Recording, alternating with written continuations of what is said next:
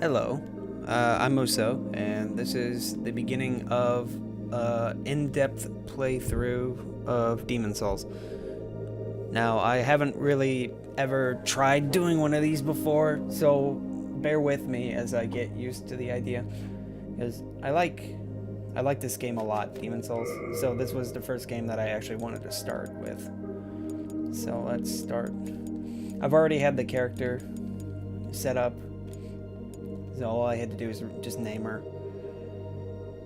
So the basic idea is I'm going to go through the game and try to be as in-depth as possible and try to give my 2 cents to the whole let's play of this game. Because I feel like this game does have a lot of notoriety, but at the same time I will be going through a lot of other stuff that just doesn't get talked about that much in these games.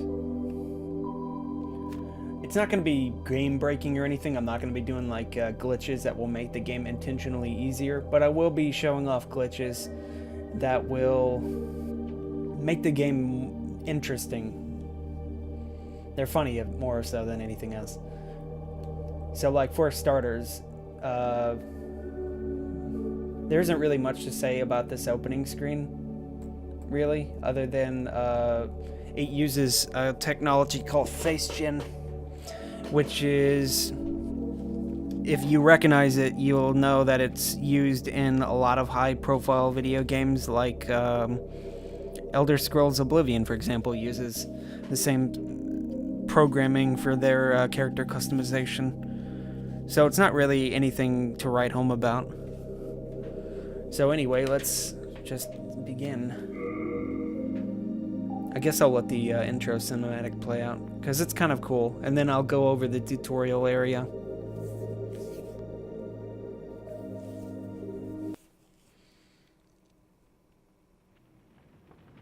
King Alant XII, by channeling the power of souls, brought unprecedented prosperity to his northern kingdom of Boletaria. That is, until the colorless deep fog swept across the land.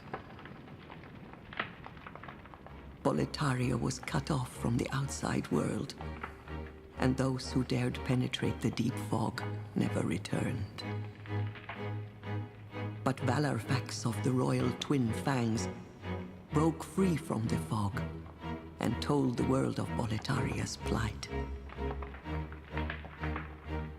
That the old King Alant had aroused the Old One, the great beast below the Nexus, from its eternal slumber, and that a colorless fog had swept in, unleashing terrible demons. The demons hunt down men and claim their souls. Those who lose their souls also lose their minds. The mad attack the sane, and chaos reigns. Valarfax spoke of the enticing power of the demon souls. Each time a demon claims a human soul, the demon's own soul is invigorated by the life force. And the power of a mature demon soul is beyond human imagination. The legend spread quickly. Mighty warriors were drawn to the accursed land, but none have returned. Bjor of the Twin Fangs, Yurt the Silent Chief, Sage Urbane, Skurver the Wanderer, the Sixth Saint Astraea and her knight Garl Vinland, and Sage Frake the Visionary. The colorless deep fog slowly creeps beyond Boletaria's borders.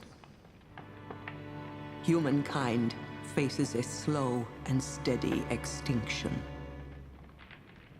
The deep fog will eventually swallow all lands near and far.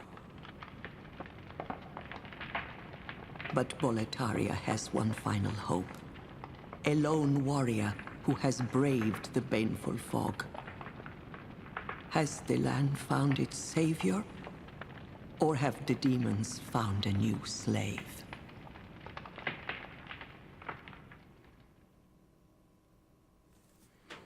Alright, so if you have never played Demon Souls before, it will automatically kick you into the tutorial.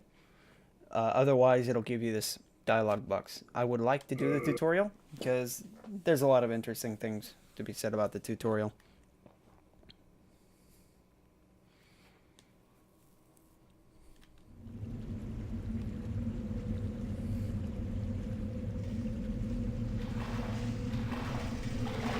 Brave soul who fears not death.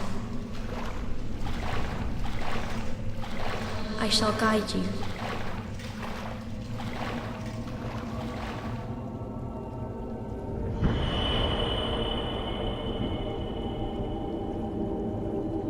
So that you may lull the old one back to slumber.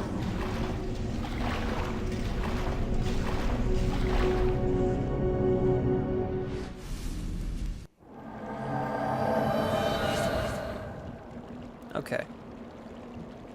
So, basic thing about Souls tutorials. Every single one of them more or less starts off the same way. You're placed into a situation. You're somehow supposed to get out of the situation using your cunning and all that.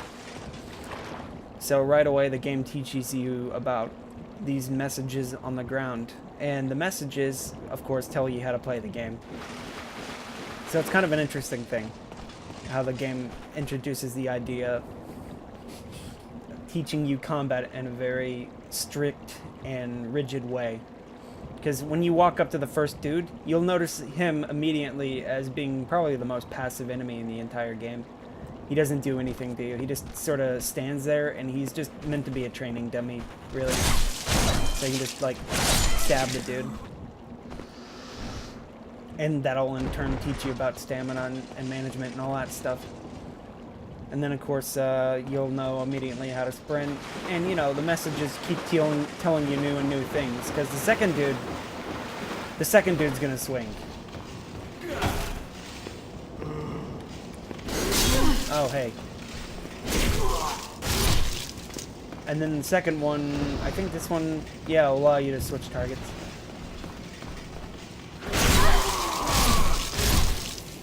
There's something interesting about the tutorial that most people don't really tell you about. You're not allowed to die in the tutorial. Once you begin the tutorial, the only thing that can kill you is the boss at the very, very end. Also, you'll notice that there are white phantoms that are running around. Or right here, for instance, there's like a night phantom. It's a phantom that's supposed to let you know that there are other players playing the game at the same time as you, running through the area. But I'm playing offline, so this is a developer phantom that's placed here. And what's weird too is that he's running from a door that you can't possibly open. I know at some point FromSoft had intended this tutorial level to be a lot bigger and more interactive in the way that you go through it. So at some point, there would have probably been a switch somewhere near this door that would have allowed you to make it a shortcut. So you could have just walked right through out there into the courtyard. But for all intents and purposes, that's just not in this version. I will link down below to some videos from a fellow named Wolf2K. He did a lot of digging into Demon Souls like base files and all that stuff, so that you could actually see older iterations of what FromSoft was trying to do with the tutorial level in this game. Like, there are a lot of levels like that in this game. Anyway, if you continue out here, a lot of items and stuff like that. Like, there is another door right here, but it doesn't go anywhere, which is kind of weird. Like, there's just a lot of closed doors everywhere that looks like you're supposed to be able to interact with them. What does this say? Back step inside and left stick to roll. Okay. So let's see if I can...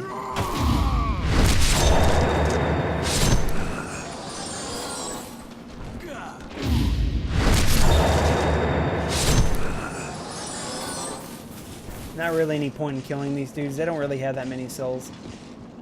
So I like the idea that you're supposed to be a character who's supposed to be braving the fog, the gray fog that's been placed by King Gallant when he released the demon. So this appears to be some kind of outlier fortress that your character stumbles upon, but there's not really enough information to tell you otherwise. There's not even, like, the level itself is named tutorial, so there's not really anything else you can say, so it's not really that substantial to the lore of the game, because the game's like infamous for its lore. Like, all you can do, I can open, well, actually, yeah, let me open my inventory and show everything that I have on me. August Souls, that's the little lamp that's on my character's torso right there. A stone radiant with the light of souls. The color of the light changes according to the souls in the area. Made by Gary, a friend of Sage Frake, who is known for his magical crafts. Since its light and easy to handle, it is widely used by travelers. And that's not going to be the first, and this is not going to be the last time you see Gary's name mentioned, or Frake, because Frake was mentioned in the opening cinematic, which was kind of an interesting cinematic, because, like, rather than giving you a first-hand account of the of what the backstory is, it sort of just gives it to you almost like in snapshots, almost like it further exemplifies how Demon Souls is trying to give you a lot of information, and rather giving you what looks like a first-hand account, it gives you something like you're being told a story by somebody, or a story that's being told about you, like in an old day of yore. Like, you weren't exactly there to see it, so how do you know what you're being told is actually accurate? And stuff like that. It's kind of a interesting idea, to say the least. Because I always think, like, the developers did that intentionally, either as a means of cutting corners on, like, a high-res development, or like a high-res rendered video, or they could just use concept art and have the same effect, because it makes it sound like a bigger story than it actually is. Anyway, this is another example of what I was saying about the tutorial area has more to it than you're presented. Because if you stand about here and then just move the camera slightly like this, you'll notice there's a switch right there. So at some point, you would have been able to go through the long way around and then come back and pull that switch.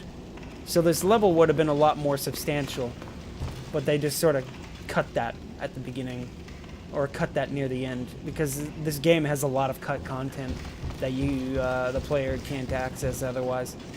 So that's that message back there taught us how to parry, but you've seen me parry the entire time. Parries are probably the most useful, if not the best, means of dealing with enemies in this game. In fact, as I go further into the game, I'll show some interesting things that you can do with the parry animations, because the animation queuing system in this game is really broken. So if I parry him, you can just keep parrying, but I'll show you something interesting with the parry. If I parry and then push two buttons at the same time, like two-handing my weapon, it'll override the animation of the riposte with the two-handing animation. Not strictly broken, but it's kind of cool. And of course, going through the tutorial, you get a lot of items. You can kill this guy over here. He'll drop some grass. Because the thing I'm trying to do here is get a lot of grass. Because I'll need it for the boss. So there hasn't really been that much of an interest in this area. But then you get to this part right here, and it's like just a big, almost like a cauldron filled with a lot of red. Not entirely sure what the red's supposed to be, but it can be implied that it's blood. Oh hey, I meant to parry that. There you go.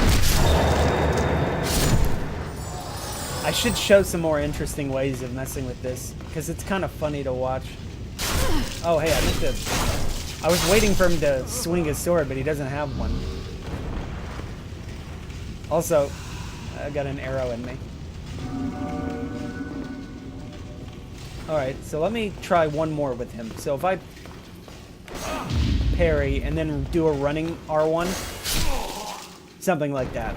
It's pretty funny once you get interested in it. There's also an animation cancel that you can use gestures, because if you hold the X button down in this game, you can select, while still holding the X button, one of these gestures, and then it'll just play off like this. And you can use the this animation or any other animation like that to overwrite your riposte animation. So here's what I was saying about earlier. In a previous version of the tutorial level, you would have been able to walk through this portcullis right here and go down the steps to another switch, to the switch that I was mentioning earlier. And a lot of this was just so different. Like, this pathway was just slightly different. Like, there would have been a bit of rock that would have fallen out on top of you and stuff like that. Also, I forgot to mention how it was weird. This character is the soldier class. She starts with 20 bolts, but she doesn't have a crossbow. I don't really understand that. Also, the broadsword is a bit strange in that it actually bleeds. Anyway, this is the first boss you start against, Vanguard. He's not particularly hard. You just stand behind him and swing a bunch. You always want to try... I always try to hide under him, like walk under his arc. Because for the most part, he doesn't really... He's not particularly dangerous if you walk under his arc. So like that. Just keep doing that. Eventually...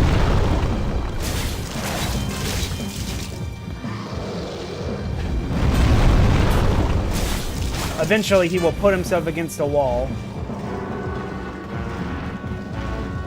Because he likes to put himself against walls. I don't like that about him.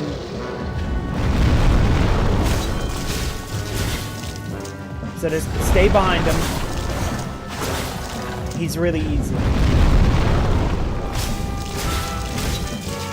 Don't run out of stamina. You can usually run out of stamina, but sometimes he'll whip himself around in such a way that you have to make a split decision.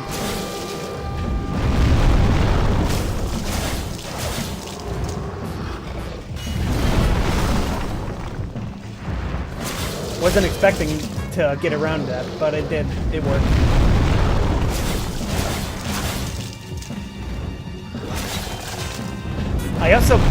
I've also made him bleed, apparently. Alright, and he's dead. Easy enough.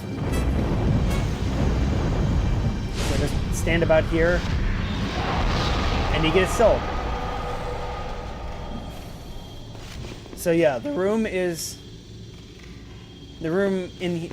room is nonsense, essentially. It doesn't make any sense why you would come to this room and there would be a demon in it, especially because the door is so narrow that the demon can't possibly get in. So I'm actually very confused by the construction of this room. A lot of the room has broken apart in ways that don't make any sense either. Like, you can see the way that these rocks are broken, that they just don't physically make sense with the way that they're broken.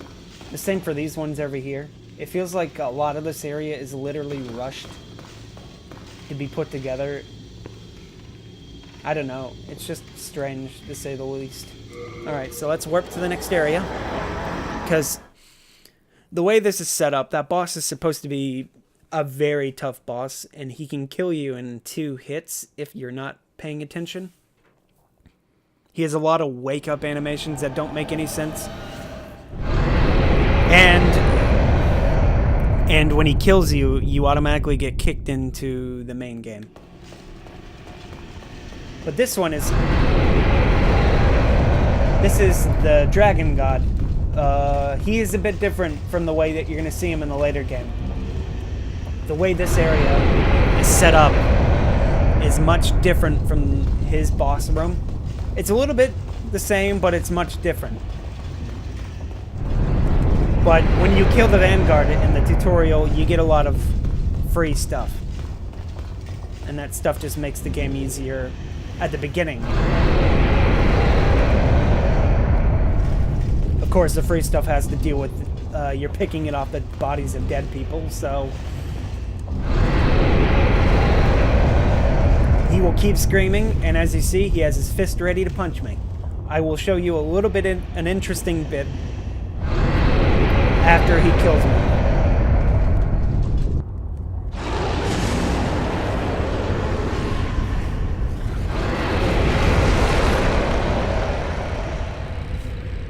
So he punches you and it kills you.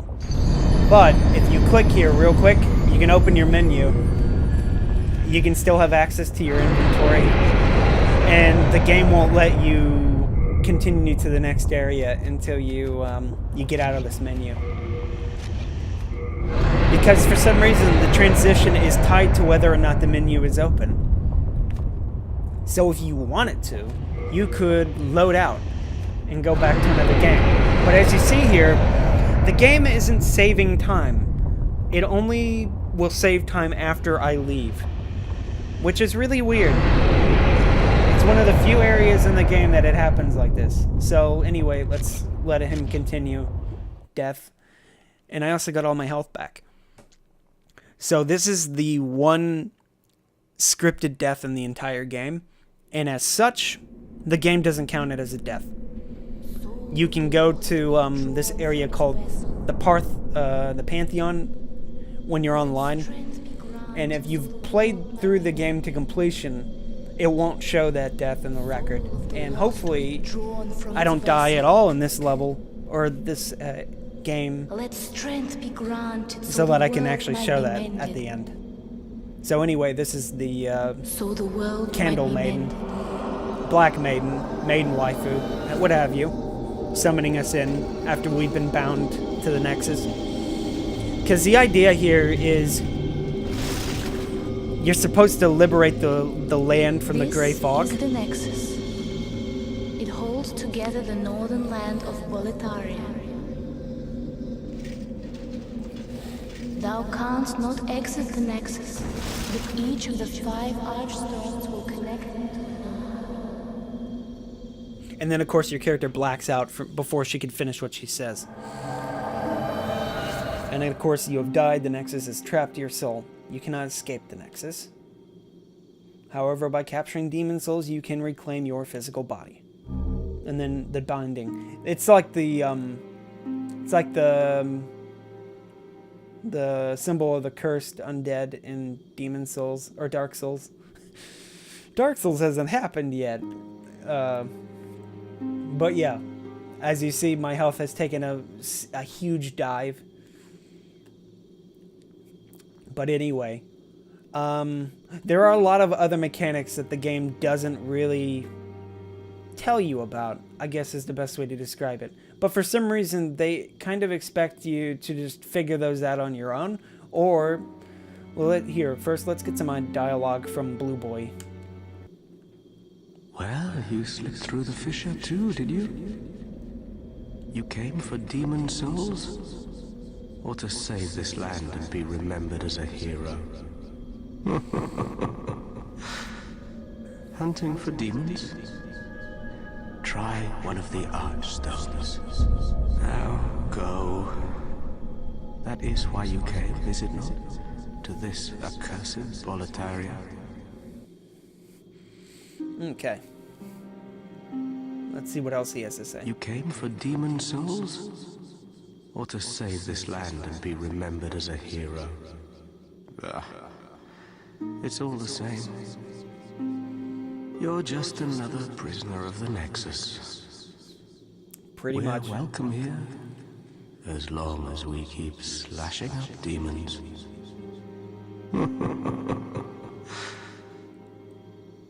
So this is, of course, the Crestfallen Warrior.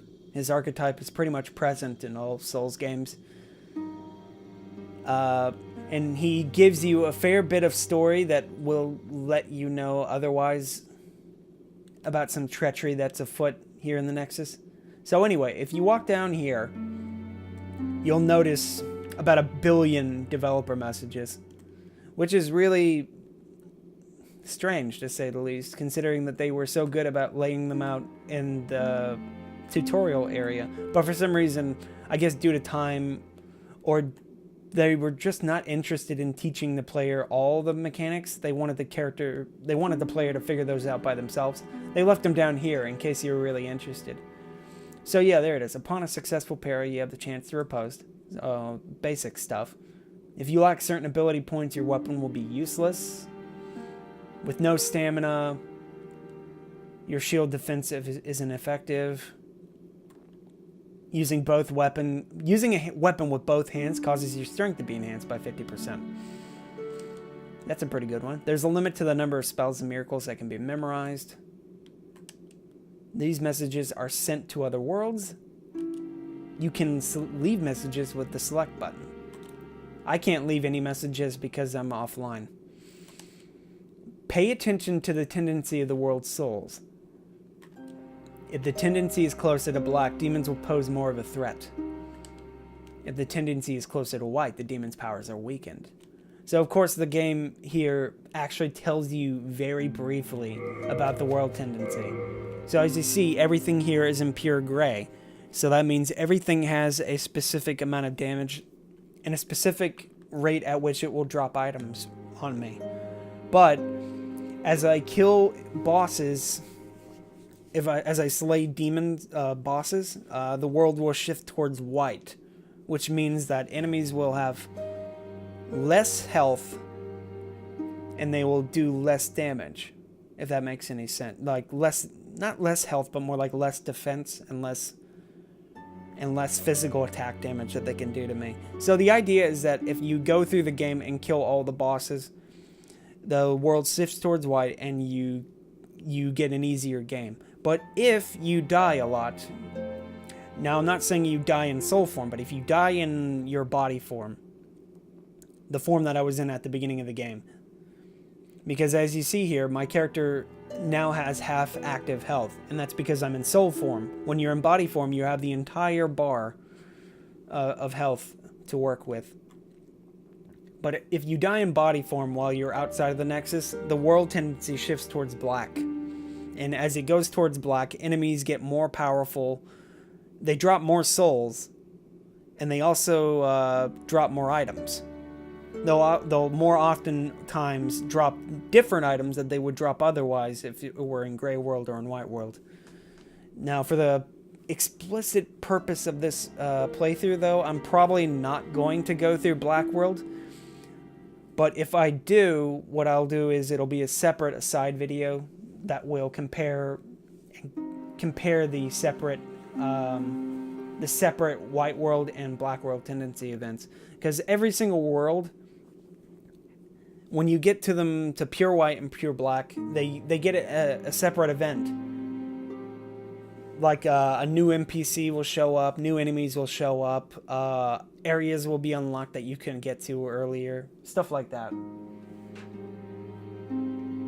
So anyway, if you go through the Nexus just a little bit, you'll notice that the area isn't really that populated. Like, as I said before, Blue Boy is always here. That is, you don't talk to him, because if you keep talking to him, you'll notice him slip sort of into madness, and he'll just sort of die. He'll sort of die, because as you see here, he's in blue. So blue means that he is a phantom at this point. So he has already lost his corpse somewhere, and he has been locked in the Nexus, just like I have. Because my character sort of has a tinge on me too, like my character is a ghost. But his ghost is a bit different. I guess it's supposed to make it easier for you to distinguish between him being a ghost and these people being corporeal. Because as you'll see, these guys aren't exactly bound to the Nexus, but they're just sort of here. So this is Stockpile Thomas. I'm Stockpile Thomas. When the scourge came, I didn't know what hit me. When I came to, I found myself here, in the Nexus. My wife and daughter fell victim to the demons. But I would be worthless in battle. At the very least, I hope to lend my assistance to you brave slayers of demons. I would be happy to lighten your load and look after any excess baggage. When the scourge came, I abandoned my wife and daughter and fled like a madman. When I came to, I was in the Nexus. I haven't dared venture outside these walls since. I wish I could do more, but I am ignorant of the world beyond these walls.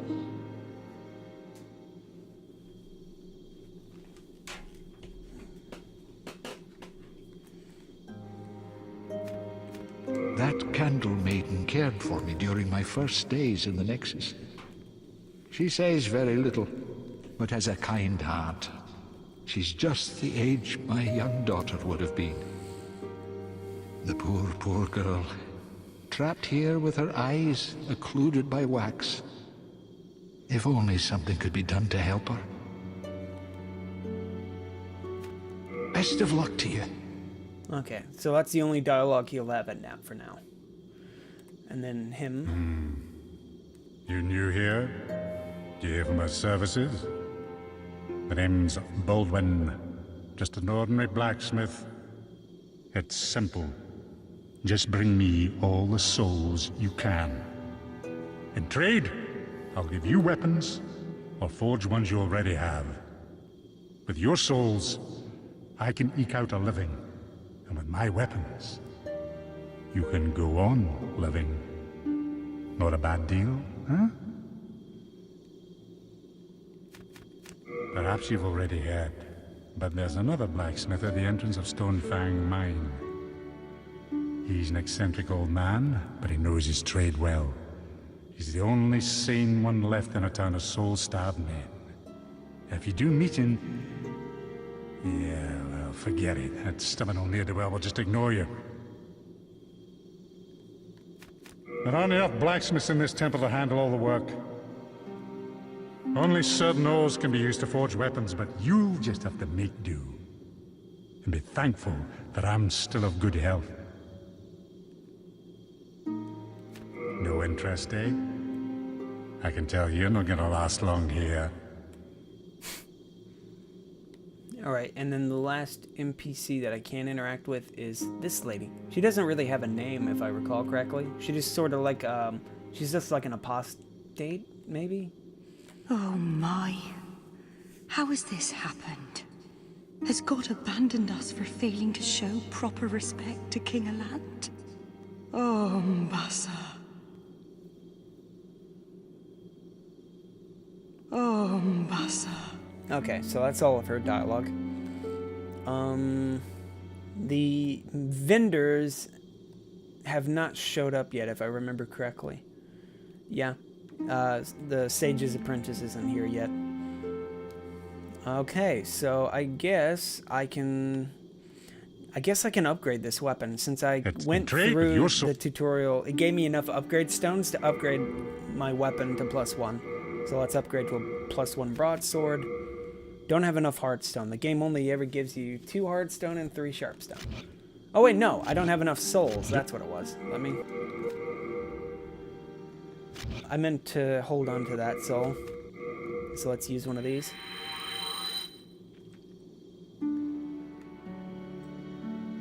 It's in with yours. Okay, so upgrade the shield. Alright. There, +1 of everything. So, in the next episode, I will go through Boletaria first level. So, You came for demon soul? Where were well, I was going to say that, but he interrupted me. So, until next time, toodaloo. Thanks for watching, if you've watched this far.